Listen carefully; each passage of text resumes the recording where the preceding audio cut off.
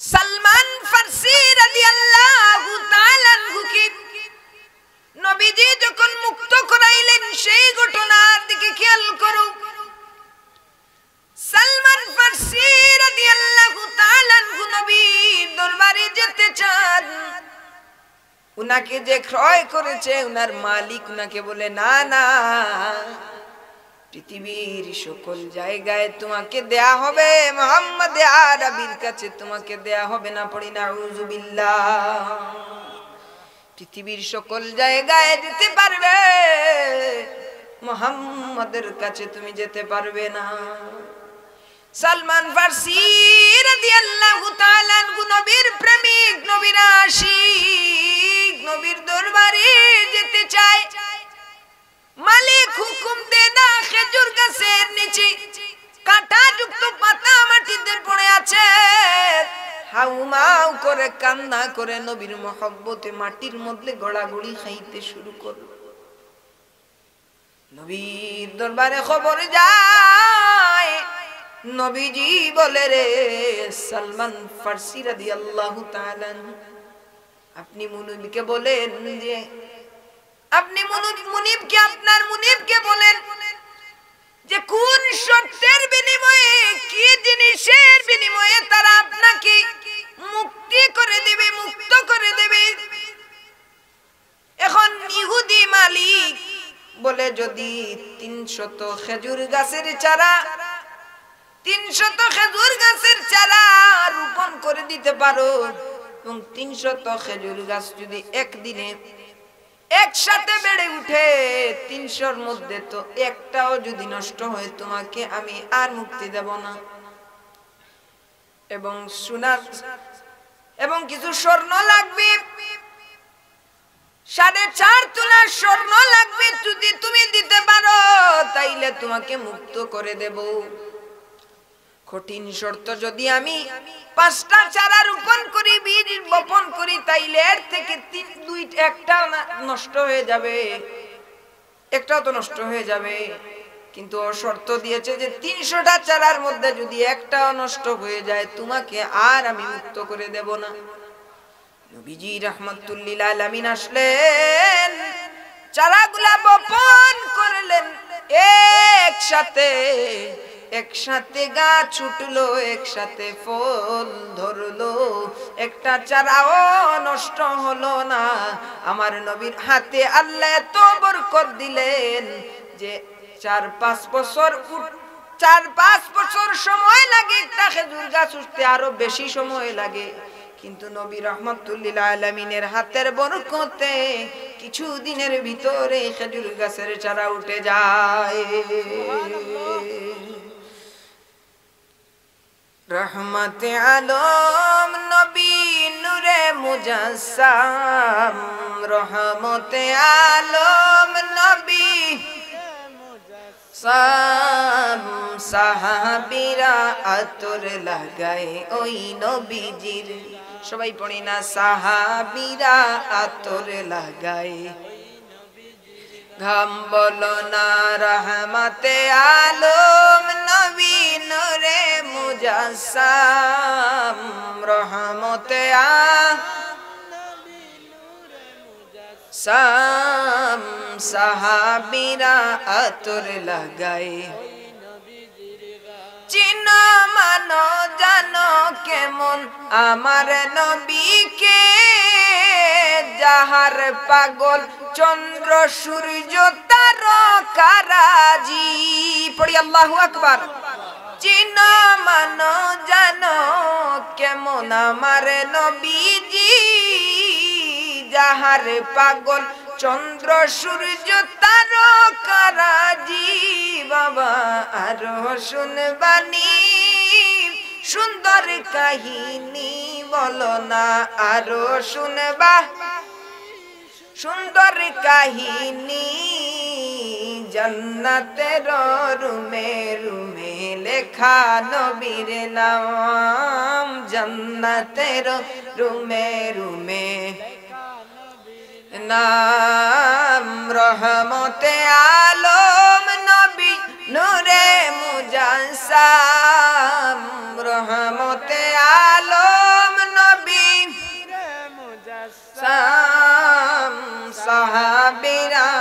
তরে লাগায় ওই নবীজির ঘাম পড়ি না সুবহানাল্লাহ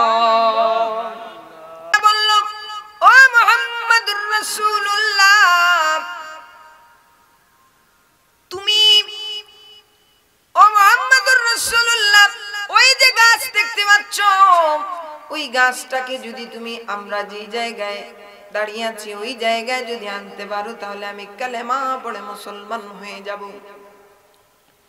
আল্লাহর নবী রাহমাতুল লিল আলামিন বললেন তুমি ওই গাছটাকে কি আমি নবীর কথা বলিও তুমি আমি নবীর কথা বলতে দেরি হবে ওই গাছটা আমাদের মাঝে চলে আসতে দেরি হবে না পড়ে সুবহানাল্লাহ ওই ব্যক্তিটা ওই গাছের কাছে গেল নবীজির নাম নিতে দেরি হইল ওই গাছটা যেই গাছটা কথা বলতে পারে না ওই গাছটা নবীজির সম্মানে তার মাথাটা ঝুঁকাইতে দেরি হইল না পড়ি সুবহানাল্লাহ এবার গাছটা নবীর নাম নেয়ার কারণে তার জায়গা থেকে হাঁটিয়া নবী যেই জায়গার মধ্যে দাঁড়িয়ে আছেন ওই জায়গার মধ্যে চলে আসলো উচ্চ আওয়াজে পড়ি না সুবহানাল্লাহ আল্লাহ নবী রাহমাতুল লিল আলামিন এবার ইহুদি কান্দে চোখের পানি ফেলে ফেলে কান্দে নবীজি রাহমাতুল লিল আলামিন বলে ইহুদি তুমি কান্দো কেন রে এবার ওই ইহুদি কাফের বলে ইয়া রাসূলুল্লাহ আপনাকে আপনার সাথে কত খারাপ ব্যবহার করেছি গো নবীজি আপনাকে চিনতে পারি নাই কিন্তু সাধারণ একটা গাছ আপনার সম্মানে ঝুঁকে গেছে ইয়া রাসূলুল্লাহ নবীজি গো আমি আরো কিছু আপনার মুজিজা দেখতে চাই কারণ যত দেখতেছি আমার তত ভালো লাগতেছে বলি সুবহানাল্লাহ নবী বললেন এবার কি দেখতে চাও কাফের ব্যক্তিটি বলে ইয়া রাসূলুল্লাহ গাছটা কি যেই জায়গা থেকে এসেছে আমি দেখতে চাই ওই গাছটা আবার তার জায়গায় চলে যায় কিনা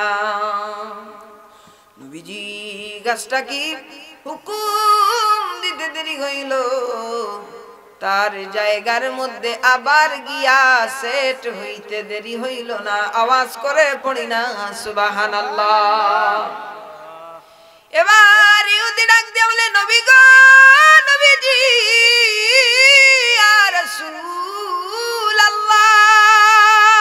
সুবহানাল্লাহ ও নবীজি আর দেরি করব না গো নবীজি আপনি আমাকে পড়িয়ে দিন লা ইলাহা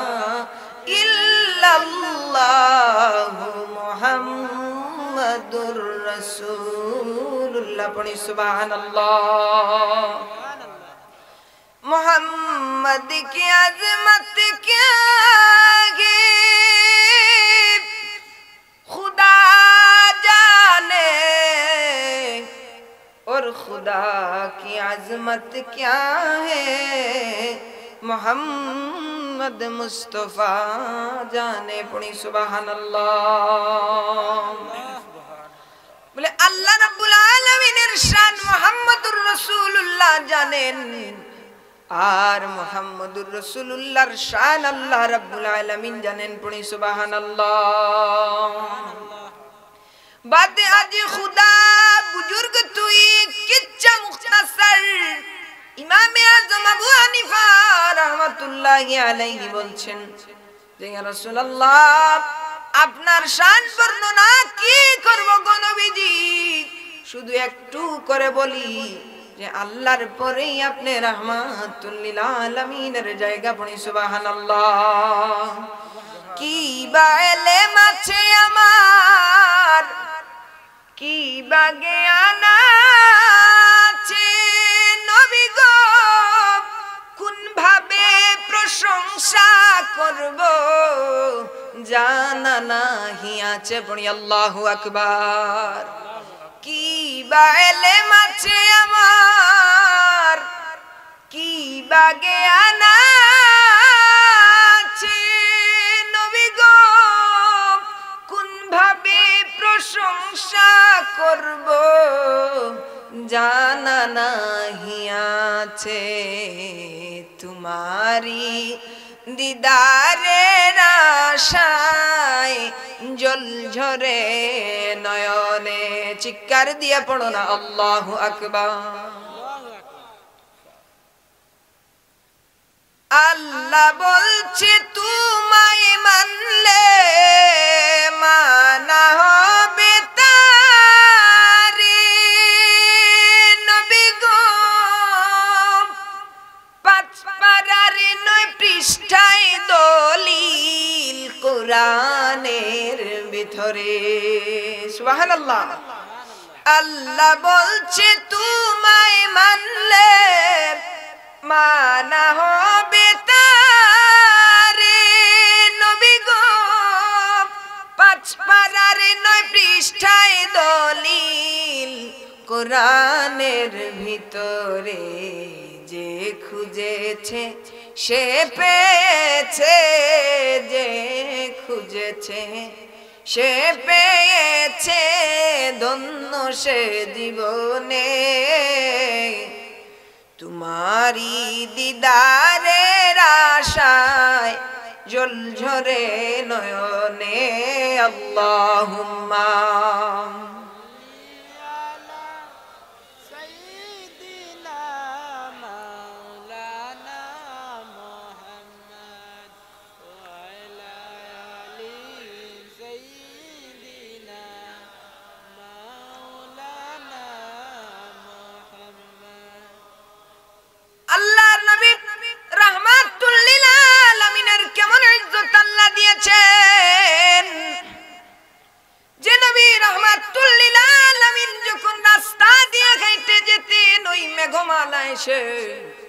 আমার নবী রাহমাতুল লিল আলামিনের উপরে ছায়া দিত, বনি সুবহানাল্লাহ।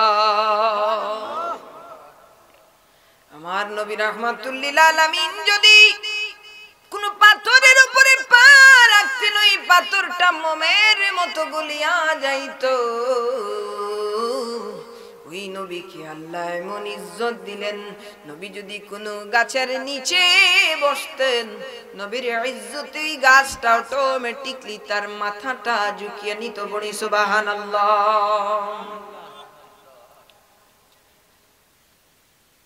সালমান ফারসি রাদিয়াল্লাহু তাআলা আনহুকে নবীজি যখন মুক্ত করাইলেন, সেই ঘটনার দিকে খেয়াল করো। সালমান ফারসি রাদিয়াল্লাহু তাআলা আনহু নবীর দরবারে যেতে চান। উনাকে যে ক্রয় করেছে উনার মালিক উনাকে বলে, না না, পৃথিবীর সকল জায়গায় তোমাকে দেয়া হবে, মুহাম্মদ আরবির কাছে তোমাকে দেয়া হবে না। পড়ি নাউযু বিল্লাহ। পৃথিবীর সকল জায়গায় যেতে পারবে, মুহাম্মদের কাছে তুমি যেতে পারবে না। সালমান ফারসি রাদিয়াল্লাহু তাআলা আনহু নবীর প্রেমিক, নবীর আশিক, নবীর দরবারে যেতে চায়। মালিক হুকুম দেন না, খেজুর গাছের নিচে কাঁটাযুক্ত পাতা মাটিতে পড়ে আছে, হাউমাউ করে কান্না করে নবীর মহব্বতে মাটির মধ্যে গড়াগড়ি খাইতে শুরু করলো। নবীর দরবারে খবর যায়, নবীজি বলে, রে সালমান ফারসি রাদিয়াল্লাহু তাআলা আনহু, আপনি মুনিবকে বলেন যে আপনি মুনিবকে আপনার মুনিবকে বলেন যে কোন শর্তের বিনিময়ে, কি জিনিসের বিনিময়ে তারা আপনাকে মুক্তি করে দেবে, মুক্ত করে দেবে। এখন ইহুদি মালিক বলে, যদি 300 খেজুর গাছের চারা, 300 খেজুর গাছের চারা রোপণ করে দিতে পারো, এবং 300 খেজুর গাছ যদি একদিনে একসাথে বেড়ে উঠে, 300-র মধ্যে তো একটাও যদি নষ্ট হয়, তোমাকে আমি আর মুক্তি দেব না। এবং সোনার এবং কিছু স্বর্ণ লাগবে, 4.5 তোলা স্বর্ণ লাগবে, যদি তুমি দিতে পারো তাইলে তোমাকে মুক্ত করে দেব। কঠিন শর্ত, যদি আমি 5টা চারা রোপণ করি, বীজ বপন করি, তাইলে এর থেকে একটা নষ্ট হয়ে যাবে, একটাও তো নষ্ট হয়ে যাবে। কিন্তু ও শর্ত দিয়েছে যে 300টা চারার মধ্যে যদি একটাও নষ্ট হয়ে যায় তোমাকে আর আমি মুক্ত করে দেব না। নবীজি রাহমাতুল লিল আলামিন আসলেন, চারাগুলা বপন করলেন, একসাথে গাছ উঠলো, একসাথে ফল ধরলো, একটা চারাও নষ্ট হলো না। আমার নবীর হাতে আল্লাহ এত বরকত দিলেন যে 4-5 বছর সময় লাগে একটা খেজুর গাছ উঠতে, আরো বেশি সময় লাগে। কিন্তু নবী রাহমাতুল লিল আলামিনের হাতের বরকতে কিছু দিনের ভিতরে খেজুর গাছের চারা উঠে যায়। রহমতে আলম নবী নূরে মুজাসসাম, রহমতে আলম নবী সাহাবীরা আতর লাগায় ওই নবীজির, সবাই পড়ি না, সাহাবীরা আতর লাগায়, ঘাম বলো না রহমতে আলম নবী নূরে মুজাসসাম, রহমতে আলম সাহাবীরা আতর লাগায়। চিনো মানো জানো কেমন আমার নবীকে, যাহার পাগল চন্দ্র সূর্য তারকারাজি, পড়ি আল্লাহু আকবার। চিনো মানো জানো কেমন আমার নবীজি, যাহার পাগল চন্দ্র সূর্য তারকারাজি।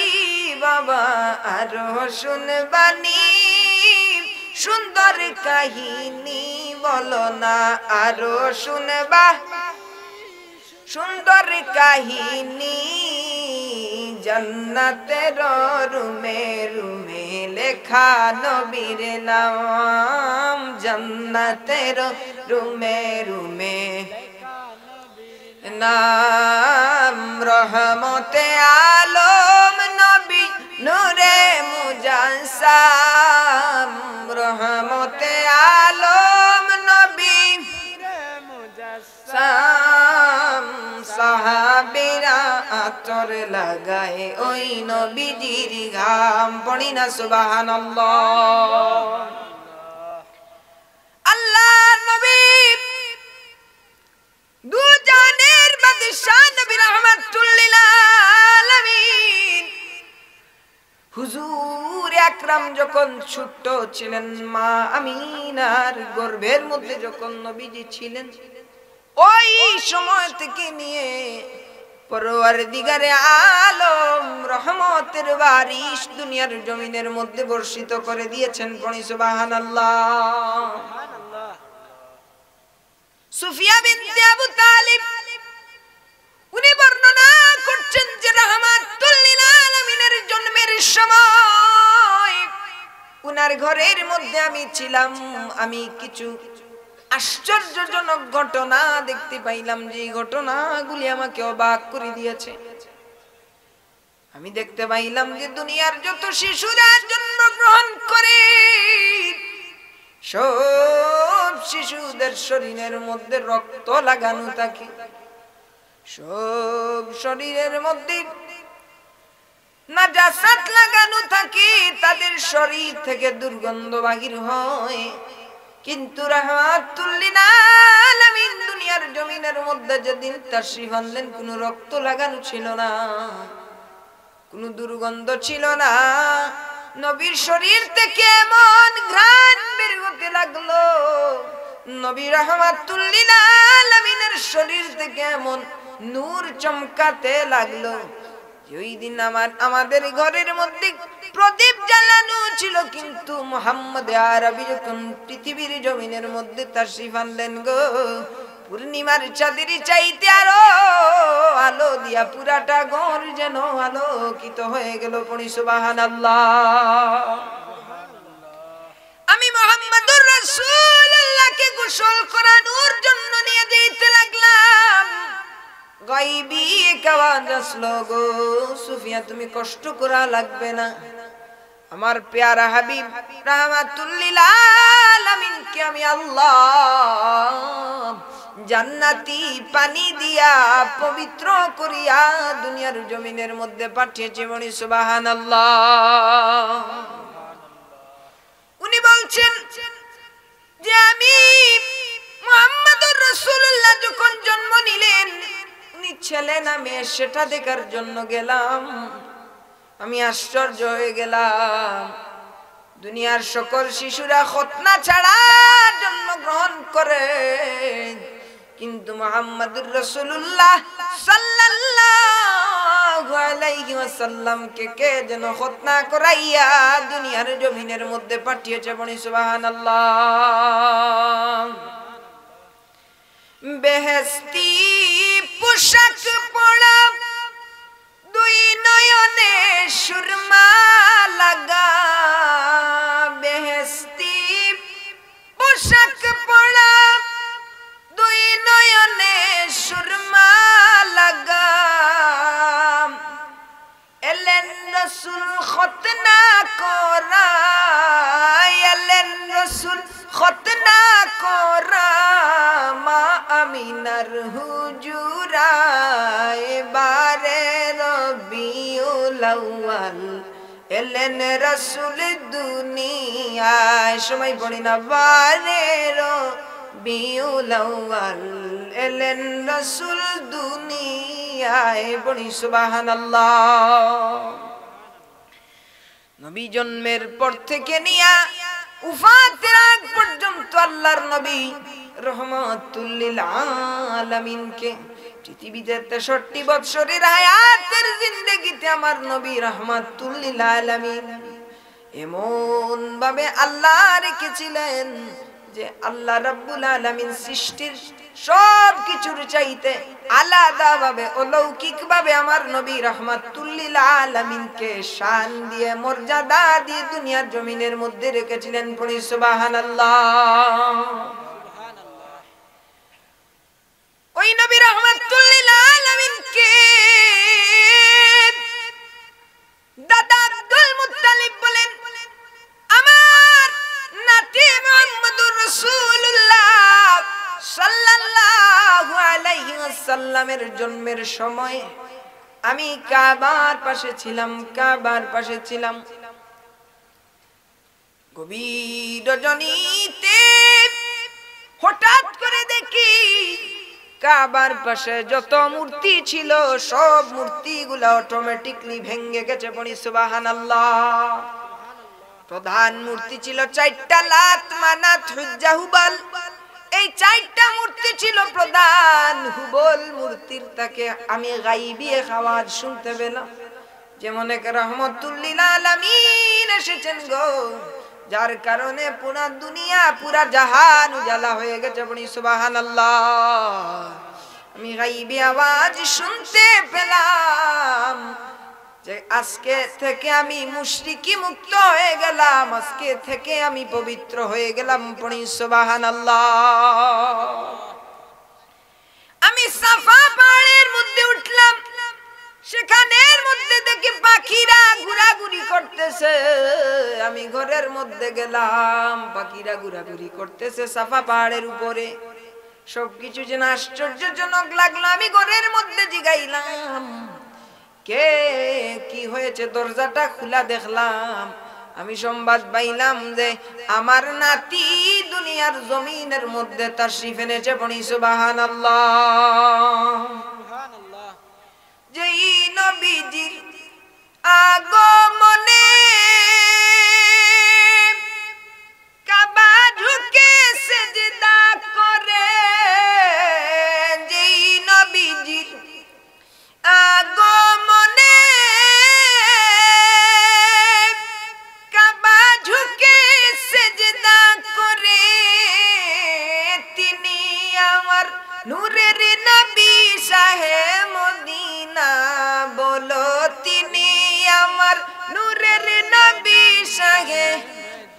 মদিনায় একজন নবী আসিল গো মদিনা সবাই পড়ি না একজন নবী আসিল গো ওরে যারে প্রেমেতে দুরুদ পড়লেন যারে প্রেমেতে দুরুদ পড়লেন স্বয়ং রাব্বানা একজন প্রেমিক আসিল গো সোনার মদিনা একজন নবী আসিল গো সোনার মদিনা পড়ি সুবহানাল্লাহ নবী রাহমাতুল লিল আলামিন যখন হালিমার ঘরে লালিত পালিত হতে লাগলেন নবী ছোট্ট ছিলেন নবীর দুধ বোনের নাম ছিল হযরত শায়মা রাদিয়াল্লাহু তাআলা আনহা আমার নবী রাহমাতুল লিল আলামিন এত সুন্দর ছিলেন যে হালিমা নবীজিকে এত মহব্বত করতেন যে শায়মাকে বললেন রে শায়মা আমার মুহাম্মদ যেন রুদ্রের মধ্যে নামিয়া না যায় কারণ আমার মুহাম্মদ আমার কলিজার টুকরা যদি রুদ্রের মধ্যে নামে কালো হয়ে যেতে পারে আমার চাঁদের চাইতে সুন্দর ছেলে মুহাম্মদকে তুমি রুদ্রের মধ্যে নাম্বার দিও না সুবহানাল্লাহ কিন্তু হঠাৎ করে একদিন শায়মা কুলে করে তাকে মুহাম্মদ সাল্লাল্লাহু আলাইহি ওয়াসাল্লামকে মাঠের মধ্যে নিয়ে গেলেন শায়মা মাঠের মধ্যে নিয়ে যাওয়ার পরে হালিমা মাঠের মধ্যে গিয়ে শায়মাকে বেত্রাঘাত করলেন আর বললেন শায়মা গো তোমাকে না করা সত্ত্বেও ছেলে মুহাম্মদকে কেন তুমি মাঠের মধ্যে নিয়ে আসলে শায়মা ডাক দিয়ে বলে আল্লাহি আল্লাহর কসম মা গো মা কসম করে বলি বাড়ি থেকে হাঁটিয়া হাঁটিয়া মাঠের মধ্যে নিয়ে আসলাম গো যত সময় হাঁটলাম তত সময় মেঘমাল আমার ভাই মুহাম্মদের উপরে উপরে ছায়া দিতে আমি দেখলাম পড়ি সুবহানাল্লাহ রাস্তা দিয়া নূরের নবী হতেন চলান রাস্তা দিয়া নূরের নবী হতেন চলমান খুদার হুকুম পেয়ে মেঘে খুদার হুকুম পেয়ে মেঘে ছায়া করত দান বলো নবীজি মহান শুনো তাহার শান পড়ি না নবীজি মহান শুনো তাহার শান সুবহানাল্লাহ এজন্য আল্লাহ রাব্বুল আলামিন কুরআনুল কারীমের মধ্যে বললেন ورفعنا لك ذكرك وما أرسلناك إلا كافة للناس بشيرا ونذيرا وما أرسلناك إلا رحمة للعالمين إن الذين يبايعونك إنما يبايعون الله এজন্য আল্লাহ রাব্বুল আলামিন বললেন ইয়া আইয়ুহাল্লাযীনা আমানু লা তারফাউ আসওয়াতাকুম ফাওকা সাউতিন নবী পড়ি সুবহানাল্লাহ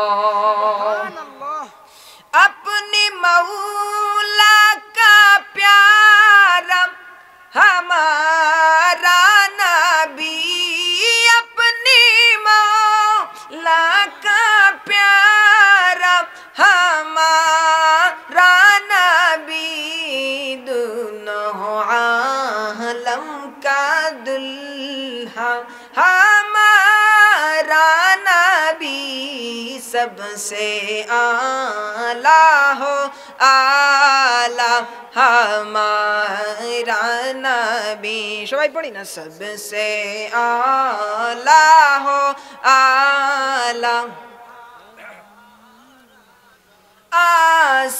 आसमानों ही सब नबी रह गए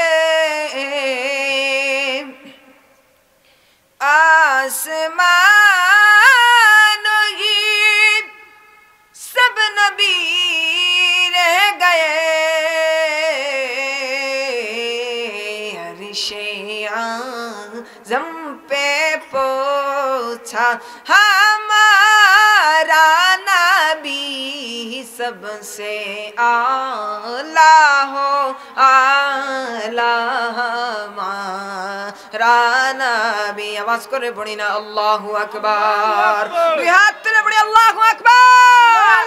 ए बाबा रे কিয়ামত পর্যন্ত যদি কোনো মানুষ নবীর শান গায় শেষ হবে না। এজন্য আল্লাহ রাব্বুল আলামিন যেন আমাদেরকে নবীজির আশিক বানায়। সবাই পড়ি আল্লাহুম্মা আমিন। আসসালামু আলাইকুম।